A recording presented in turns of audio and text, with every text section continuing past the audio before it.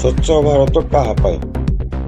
ମୟୂରଭଞ୍ଜ ଜିଲ୍ଲା ସାରସପଣା ବ୍ଲକ ଅନ୍ତର୍ଗତ ସିରସା ସରକାରୀ ଡାକ୍ତରଖାନାରେ ଏହିପରି ଏକ ଅଭାବନୀୟ ଘଟଣା ଦେଖିବାକୁ ମିଳିଛି। ରାଜ୍ୟ ସରକାର ସ୍ୱଚ୍ଛ ଭାରତ ନାମରେ କୋଟି କୋଟି ଟଙ୍କା ଖର୍ଚ୍ଚ କରୁଥିବା ବେଳେ ସିରସା ସରକାରୀ ଡାକ୍ତରଖାନାରେ ଏହାର ବ୍ୟତିକ୍ରମ ଦେଖିବାକୁ ମିଳିଛି।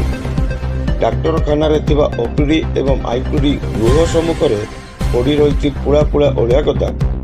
ଡାକ୍ତରଖାନା ଚାରିପାର୍ଶ୍ୱରେ ଦେଖିବେ କେବଳ ଅଳିଆ, କେଉଁଠି ଖାଲି ବୋତଲ ତ କେଉଁଠି ପ୍ଲାଷ୍ଟିକ ଗ୍ଲାସ, ପୁଣି ଆଉ କେଉଁଠି ପଲିଥିନ୍ ତ ଆଉ କେଉଁଠି ଗଦା ଗଦା ପଇଡ଼। ପୁଣି ଡାକ୍ତରଖାନା ଚାରିପଟେ ବୁଦା ଜଙ୍ଗଲୀ ଘାସରେ ପରିପୂର୍ଣ୍ଣ। ଗ୍ରାମଗୁଡ଼ିକରେ ଲୋକମାନଙ୍କୁ ନିଜେ ଅଳିଆ ଗଦା ନ କରି ପରିବେଶକୁ ସ୍ୱଚ୍ଛ ରଖିବାକୁ ସଚେତନ କରୁଥିବା ବେଳେ ନିଜ ଡାକ୍ତରଖାନାରେ ଏପରି ଅଳିଆ ଗଦା କରି ରଖିବା ଚର୍ଚ୍ଚାର ବିଷୟ।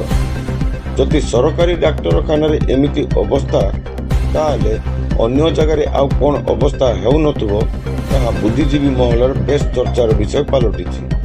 ମୟୂରଭଞ୍ଜରୁ ବ୍ୟୁରୋ ଚିଫ୍ ମୁରାରୀ ମୋହନ ମହାପାତ୍ରଙ୍କ ରିପୋର୍ଟ, G9 ଓଡ଼ିଆ।